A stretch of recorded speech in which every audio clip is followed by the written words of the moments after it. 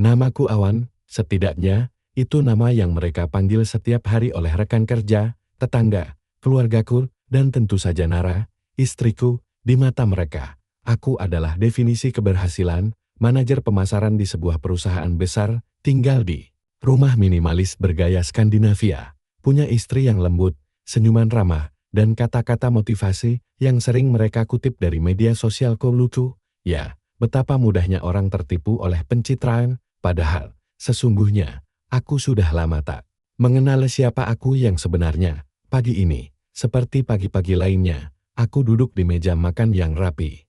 Nara sudah menyiapkan roti panggang dengan alpukat dan telur rebus, kopi hitam tanpa gula, dan piring buah kecil. Semua sehat, semua teratur, semua sempurna. Aku sempat baca artikel psikologi semalam, kata Nara sambil menuang jus jeruk ke gelasku. Katanya orang yang bahagia selalu punya rutinitas pagi yang stabil. Kita cocok banget, ya.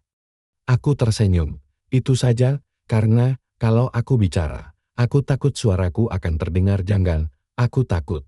Ia menyadari bahwa aku hanya sedang berakting. Setiap pagi, aku merasa seperti aktor dalam pertunjukan yang naskahnya ditulis oleh orang lain.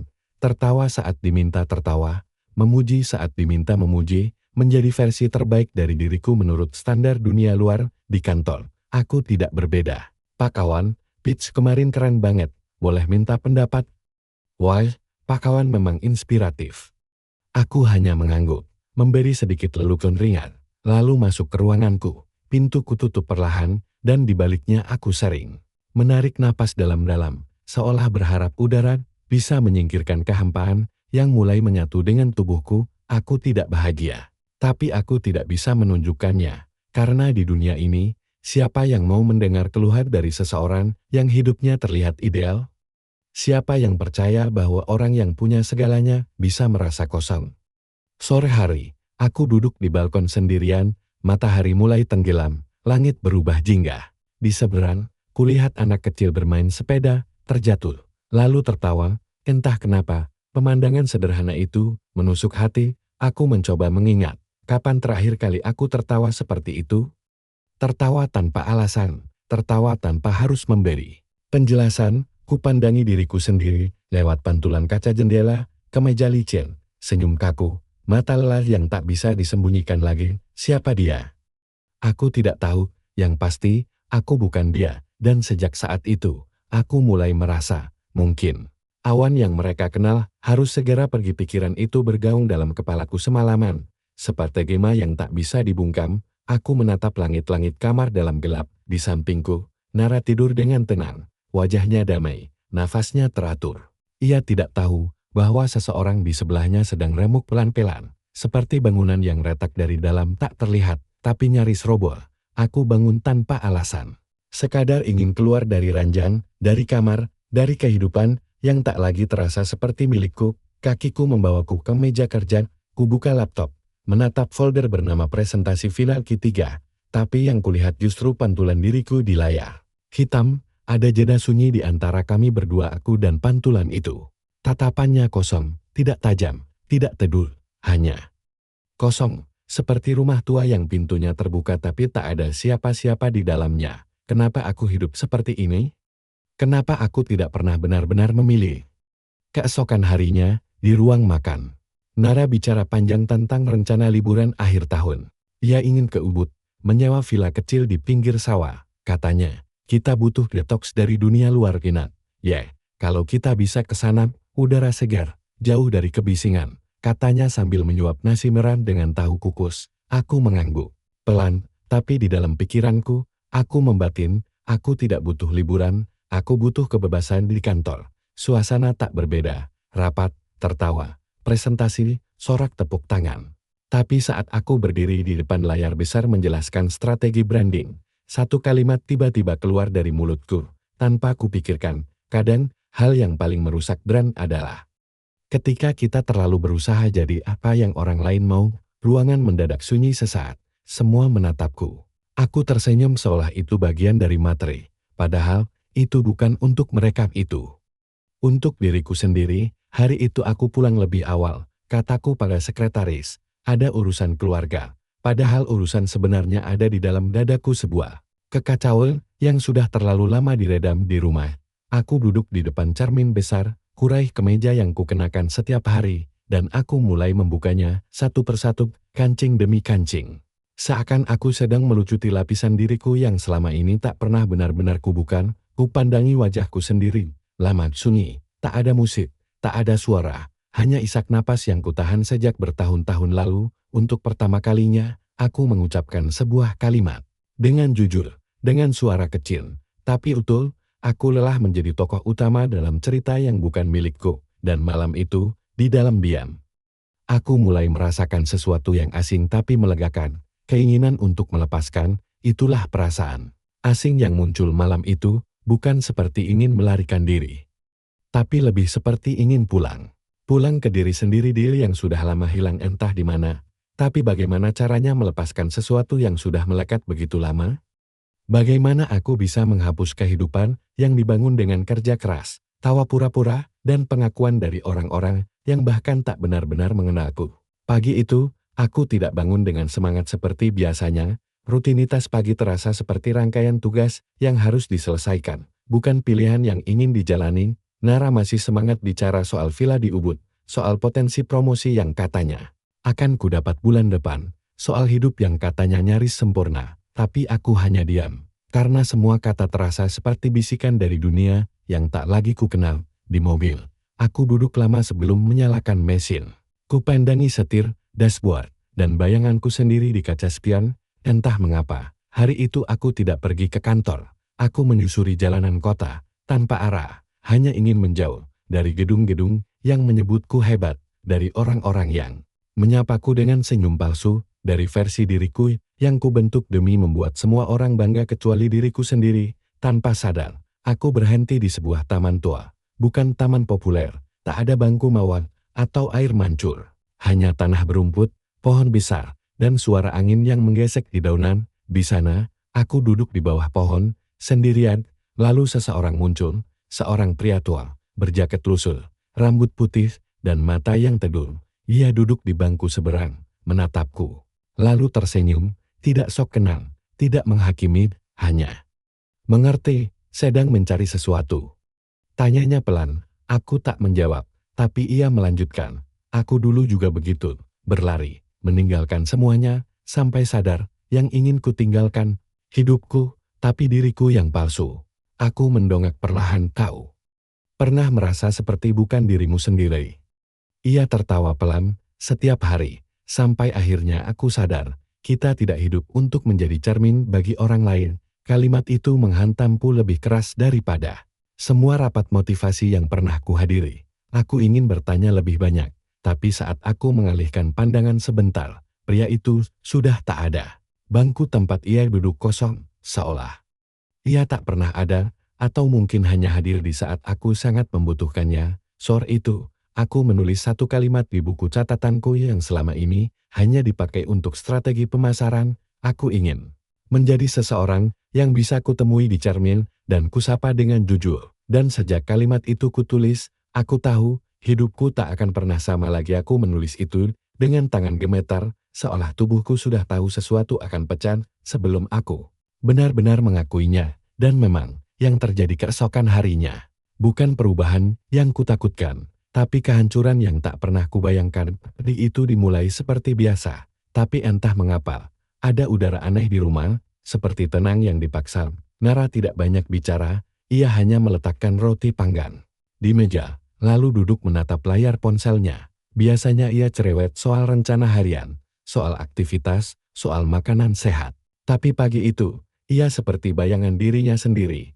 Aku hendak bertanya, tapi bibirku ragu. Entah kenapa, aku merasa tak punya hak untuk bertanya. Mungkin karena aku sendiri telah menyembunyikan banyak hal darinya. Mungkin karena diam kami berdua mulai terasa seperti kesepakatan diam-diam yang menyedihkan. Dan saat itulah, pesan itu masuk ke ponselku dari atasan langsungku di kantor. Kita perlu bicara hari ini, segera. Biasanya, aku tak akan khawatir. Tapi ada sesuatu dalam pesan itu ringkas, dingin, tak seperti biasanya. Aku balas dengan baik, Pak. Tapi jantungku mulai berdetak cepat. Aku pergi ke kantor lebih awal, melewati jalanan yang sama, gedung-gedung yang sama, Tapi semuanya tampak berubah, atau mungkin akulah yang mulai melihat semuanya dari sudut yang berbeda. Sesampainya di sana, suasana ruangan terasa canggung, orang-orang menatapku sekilas, lalu pura-pura sibuk, seperti ada kabar yang beredar, tapi belum cukup kuat untuk disebut kebenaran. Saat aku masuk ke ruang rapat kecil, Pak Damar, direktur pemasaran sekaligus mentorku sejak awal karir, duduk dengan ekspresi datar. Di sebelahnya duduk seorang pria dari HRD dan satu perempuan dari legal. Jantungku langsung tahu, ini bukan rapat biasa. Maaf, Awan, ini tidak mudah, kata Pak Damar, membuka pembicaraan dengan suara berat. Aku hanya mengangguk, tanpa kata. Dewan direksi memutuskan untuk melakukan restrukturisasi besar-besaran, divisi kita termasuk yang terdampak, dan posisimu termasuk yang harus dilepas-lepas. Kata itu meluncur seperti panah tanpa suara, tak ada kemarahan, tak ada bantahan, hanya kesunyian yang mendadak berat menindih dadaku. Aku diberhentikan?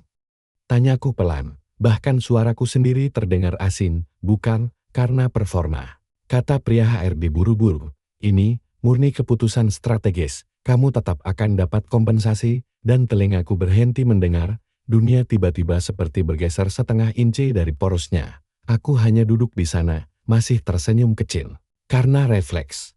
Karena itulah yang kulakukan selama bertahun-tahun. Tersenyum saat hancur, ketika aku keluar dari ruang rapat itu. Langit di luar jendela sudah kelabu, entah karena mendung, atau karena mataku mulai berkaca-kaca dan cahaya tampak buram. Orang-orang menatapku, beberapa pura-pura tidak melihat, beberapa mencoba tersenyum, tapi matanya penuh simpati kosong, dan aku berjalan melewati mereka dengan langkah ringan, seolah tak terjadi apa-apa. Padahal di dalam hatiku, ada satu suara yang terus menggong, lihat, Awan, dunia yang kau bangun dengan kepalsuan itu kini runtuh tanpa perlawanan. Saat masuk ke mobil, aku duduk dalam diam, tidak langsung menyalakan mesin. Aku hanya menggenggam setir erat-erat, dan untuk pertama kalinya, bukan karena marah, bukan karena takut, tapi karena lega, karena tanpa kusadari, dunia telah mengambil dariku bagian yang paling ingin ku lepaskan,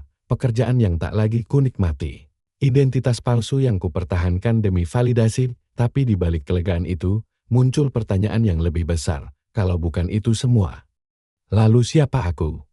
Dan disinilah konflikku sesungguhnya dimulai, ketika aku tak lagi punya tempat untuk bersembunyi. Itulah yang benar-benar kurasakan seminggu setelah kehilangan pekerjaanku. Bukan hanya kehilangan gaji bulanan atau kartu akses kantor, tapi kehilangan versi diriku yang sudah kubangun selama bertahun-tahun, versi yang meskipun penuh kepalsuan setidaknya bisa kujadikan topen saat dunia menatap. Kini, aku bangun pagi tanpa rutinitas, tidak ada jadwal meeting, tidak ada email penting, tidak ada dering telepon yang membuatku merasa dibutuhkan.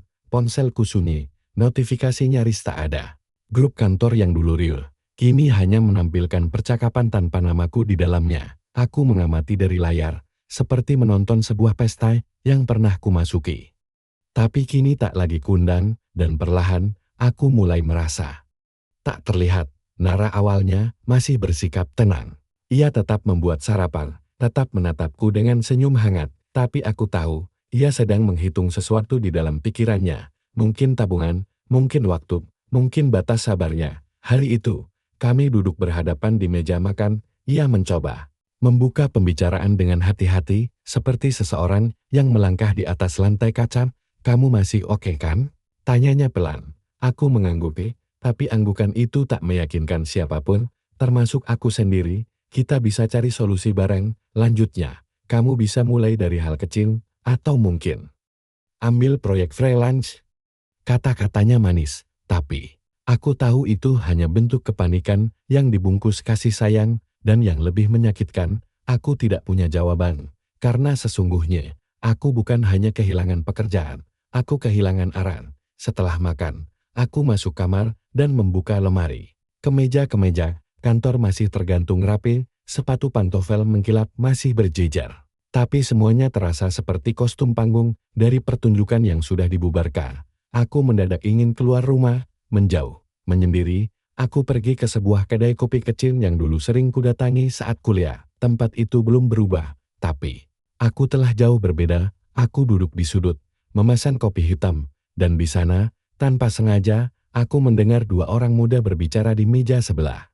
Mereka membahas mimpi tentang startup, tentang dunia yang ingin mereka ubah. Mata mereka penuh semangat, kalimat mereka penuh percaya diri. Aku iri, bukan pada keberhasilan mereka, tapi pada kegairahan mereka untuk hidup. Kupandangi cangkir kopiku, yang kini tinggal setengah. Lalu aku bertanya dalam hati, kapan terakhir kali aku hidup? Bukan untuk bertahan, tapi untuk bermimpi.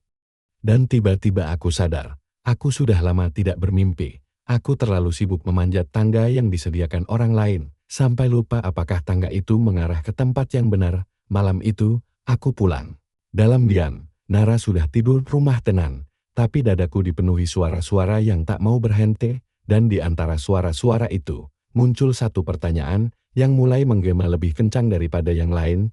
Apa arti hidupku jika aku tak lagi menjadi siapa-siapa bagi siapapun? Sebuah pertanyaan yang akan membawaku ke perjalanan paling sunyi dan paling penting dalam hidupku. Tapi sebelum perjalanan itu dimulai, aku harus melewati fase tersulitnya, menyadari bahwa dunia bisa berjalan dengan sempurna tanpaku. Hari-hariku mulai terasa seperti halaman kosong, bukan karena tak ada yang terjadi, tapi karena segala yang terjadi tak lagi menyentuh hatiku. Nara semakin sering diam. Mungkin karena lelah menanyakan kabarku dan hanya mendapat anggukan, atau karena ia mulai melihat bahwa versi awan yang dulu ia kagumi perlahan memudar, digantikan seseorang yang duduk terlalu lama menatap jendela tanpa arah. Satu malam, kami duduk di sofa yang sama, tapi terasa seperti di dunia yang berbeda. Kalau kamu nggak ngapa-ngapain, Awan, katanya pelan, tapi tak bisa menyembunyikan kecewa. Aku yang harus ambil lembur tambahan, kita tetap harus hidup. Aku menoleh, menatap matanya, mencoba mencari sisa pengertian yang dulu selalu ada. Tapi malam itu, yang kutemukan hanyalah jarak yang tak terucapkan, tapi tumbuh tanpa bisa dicegah. Aku tidak menyalahkannya. Bagaimana mungkin aku menyalahkan seseorang karena kecewa pada seseorang yang bahkan tidak tahu lagi siapa dirinya? Sementara itu, dunia luar berjalan seperti biasa atau justru terasa lebih cepat. Rekan-rekan di kantor lama mulai memamerkan jabatan baru, klien baru, proyek prestisius. Feed media sosialku jadi seperti parade orang-orang yang naik ke puncak. Sementara aku masih duduk di kaki gunung, lupa bagaimana cara berdiri. Aku menghapus aplikasi LinkedIn. Bukan karena tak peduli, tapi karena setiap kali melihatnya, aku merasa seperti hantu di pesta masa depan. Aku mulai menghindari orang-orang, pertemuan, panggilan, bahkan undangan reuni, karena apa yang bisa kubawa? Cerita tentang kegagalan, tentang kehilangan arah. Tidak ada yang ingin mendengar kisah dari seseorang yang sedang jatuh. Kalau mereka sedang terbang, sampai suatu siang, aku duduk sendirian di perpustakaan kota, tempat yang hampir tak pernah kukunjungi sejak lulus kuliah. Di sana, aku menemukan sebuah buku tua, halaman-halamannya menguning. Judulnya, Manusia yang Kehilangan Dirinya Sendiri. Buku itu tidak populer, tapi kalimat pertamanya membuatku terdiam lama. Kita sering mengejar definisi sukses yang diwariskan, bukan yang kita yakini. Aku membaca kalimat itu berulang-ulang, seolah kalimat itu menulis ulang semua bab hidupku sebelumnya. Dan untuk pertama kalinya setelah sekian lama, aku merasa seperti disentuh, dikenali oleh sesuatu yang tak mencoba menyuruhku kuat, tapi memelukku dalam lemahnya. Malam itu, aku pulang membawa buku itu, bukan hanya sebagai bacaan, tapi sebagai cermin, karena mungkin sudah waktunya aku berhenti menjadi tokoh tambahan di hidup sendiri. Dan tepat saat aku menutup pintu kamar, satu kalimat keluar begitu saja dari bibirku. Aku harus menemukan kembali siapa aku, sebelum dunia memberitahu aku siapa yang seharusnya aku jadi. Aku tidak tahu bagaimana caranya, tidak tahu kemana harus melangkah. Tapi malam itu, untuk pertama kalinya sejak lama, aku memutuskan untuk mencoba. Itu bukan keputusan besar yang diumumkan dengan Megan. Tidak ada pelukan dramatis, tidak ada musik latar seperti di film-film, hanya aku, malam yang sunyi, dan bisikan lirih di dalam dada. Aku tidak ingin hidup seperti ini lagi, bukan karena hidupku buruk, tapi karena hidupku bukan milikku. Keesokan paginya, aku bangun lebih awal dari biasanya, bukan karena alarm, tapi karena gelisah yang kini berubah jadi tekad. Aku duduk di meja kerja yang lama tak kusentuh, komputer masih terlipat, sticky notes pudar, Di hadapanku, buku tua dari perpustakaan itu masih terbuka di halaman yang kutandai semalam. Kadang manusia perlu tersesat, supaya ia benar-benar tahu arah pulang. Aku menarik napas panjang dan mulai menulis di selembar kertas kosong. Satu pertanyaan, kalau aku bukan Awan yang bekerja di agensi itu, lalu siapa aku? Pertanyaan itu sederhana, tapi mengguncang, karena aku sadar, selama ini aku membangun hidup bukan berdasarkan apa yang aku cintai melainkan berdasarkan apa yang takut aku kecewakan. Orang tua, atasan, pasangan, teman-teman, bahkan versi diriku yang dulu, yang kini nyaris tak kukenal, dan pagi itu, aku memutuskan satu hal besar. Aku akan berhenti mengejar yang bukan milikku. Aku tak tahu jawabannya sekarang, tapi aku tahu, aku harus mencari. Bukan dengan terburu-buru, bukan demi pencitraan, tapi demi diriku yang sungguhan, yang pernah punya mimpi. Sebelum dunia menyuruhku dewasa, siang itu, aku mengajak Nara bicara. Kami duduk di ruang tamu. Tak ada suara TV, tak ada gangguan notifikasi. Aku nggak mau pura-pura kuat lagi, kataku, dengan suara yang bahkan membuatku sendiri gemetar. Aku kehilangan pekerjaan, tapi yang lebih menyakitkan, aku kehilangan diriku. Dan aku ingin menemukannya lagi. Nara menatapku lama. Ada keraguan, ada luka, tapi juga ada sesuatu di matanya yang belum sepenuhnya padam. Harapan, aku nggak bisa janji semuanya akan baik-baik saja, Wan, katanya pelan. Tapi, kalau kamu benar-benar mau mencari, aku akan temani. Kalau kamu izinkan, dan kalimat itu seperti lampu kecil di dalam gua. Kehangatan yang tak menyelesaikan segalanya, tapi cukup untuk menunjukkan bahwa aku tidak sendirian. Malam itu, aku membuat daftar baru, bukan to-do list pekerjaan, tapi hal-hal yang membuatku lupa waktu, tempat-tempat yang dulu kusukai, aktivitas yang membuatku merasa hidup. Pertanyaan-pertanyaan yang belum sempat kujawab, bukan daftar sempurna.